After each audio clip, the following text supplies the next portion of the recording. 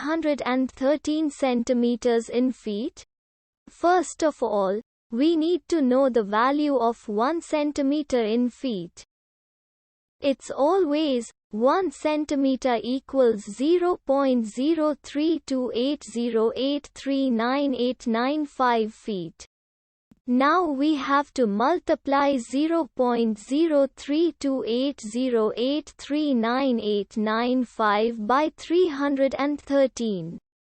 Therefore, 313 centimeters times 0.03280839895 feet equals 10.2690288713 feet.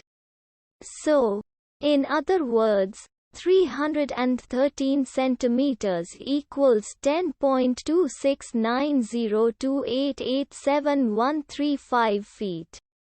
We hope you have enjoyed this video. Please like and subscribe to our channel for more videos like this.